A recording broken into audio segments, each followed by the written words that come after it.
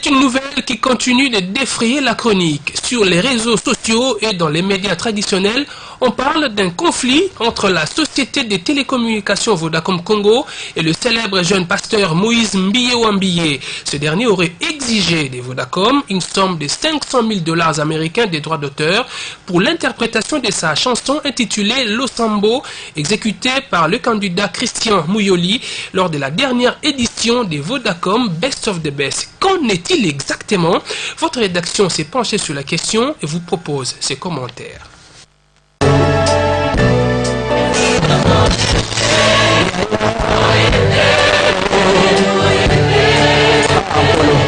C'est une affaire qui remonte à fin juillet 2015. Selon un article de la Tempête des Tropiques publié ce mardi 18 août dans une correspondance datée du 28 juillet, le jeune célèbre pasteur Moïse Mbiye, par son cabinet conseil, a exigé auprès de la société de télécommunications Vodacom Congo les paiements des droits d'auteur de l'ordre de 500 000 $ américains.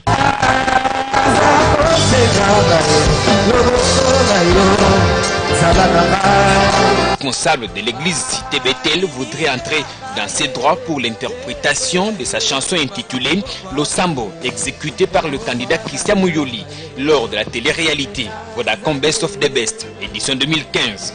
Selon des sources proches du dossier, le pasteur chanteur Moïse Mbiye a exercé une pression sur Vodacom Congo pour que les paiements soient faits dans les 48 heures courantes des réceptions de la correspondance. En cas de non-respect du délai, écrit Maître Emmanuel Ngalo Kibambe au nom de Moïse Mbiye, des dommages et intérêts seront également versés à titre de pénalité.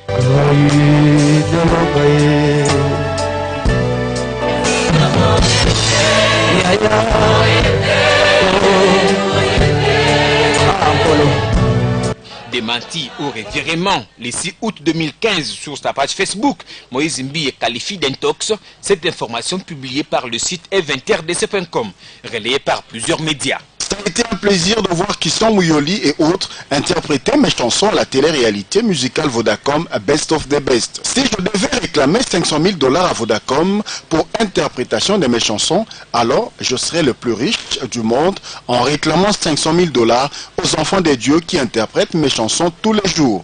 L'auteur de l'article paru dans la Tempête des Tropiques affirme que sur le plan juridique, Moïse Mbiye a sans nul doute raison de protéger son œuvre d'esprit. Néanmoins, poursuit les confrères, le premier but de ces pasteurs est d'évangéliser le monde et sauver les âmes pour la gloire de Dieu. Il doit dès lors se réjouir du fait que son objectif soit atteint. Affirmation que Moïse Mbiye a semblé déjà soutenir dans sa publication sur Facebook. Laissez-nous servir Dieu en paix. Le but de mon travail est que les âmes soient sauvées, les gens soient bénis et que la famille chrétienne croisse encore et encore. De côté, Vodacom Congo que nous avons contacté s'est refusé de tout commentaire, mais a encore certaines sources bien renseignées et membres de la famille biologique du pasteur chantre a contacté Vodacom pour un éventuel arrangement à l'amiable. Que des contradictions dans la confrontation des différentes sources. Il y a donc lieu de s'interroger si un cabinet d'avocats engagé par une personne aussi populaire que Moïse Mbiye peut prendre l'initiative d'adresser une correspondance à Vodacom sans des consentements du client et des contradictions dans la confrontation des différentes sources. Il y a donc lieu de s'interroger si un cabinet d'avocats engagé par une personnalité aussi populaire que Moïse Mbiye peut prendre l'initiative d'adresser une correspondance à Vodacom Congo sans les consentements du client. Moïse Mbiye se serait-il rétracté après avoir calculé les conséquences d'une telle démarche pour son image d'homme d'église? L'entourage du pasteur chercherait-il à faire chanter Vodacom pour se faire de l'argent derrière celui qui s'est fait appeler réserve de l'Éternel? En tout cas, seul Dieu, Moïse Mbiye et ses avocats connaissent la vérité.